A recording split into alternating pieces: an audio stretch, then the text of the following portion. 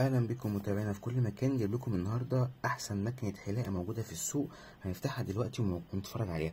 طبعا نزل منها كتير قوي التقليد والكوبي والكلام ده، بس هتفضل برضو دي هي مميزه اللي محدش يقدر يقلد الموتور بتاعها. طبعا هو ده شكل العلبه بتاعتها.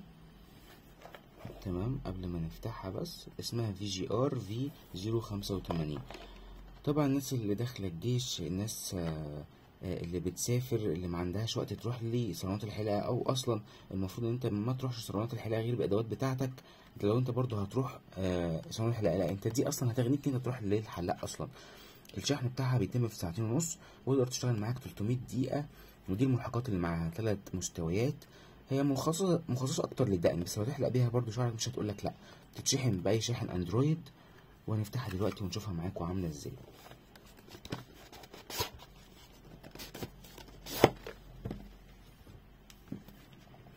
يعني حتى التقفيل بتاعها ممتاز، بتبقى بالمنظر ده.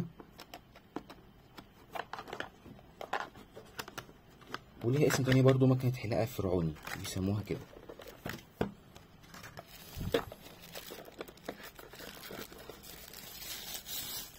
ده شكل مكنة الحلاقة. تمام، بنشيل جراب الحماية ده. اسمع بقى صوت الموتور. صوت الموتور عالي جدا وقوي. وبنقفل بالشكل ده. وده مكان الشحن، وهي طبعا من المعدن. ودي الملحقات اللي موجودة معاها، 3 مستويات.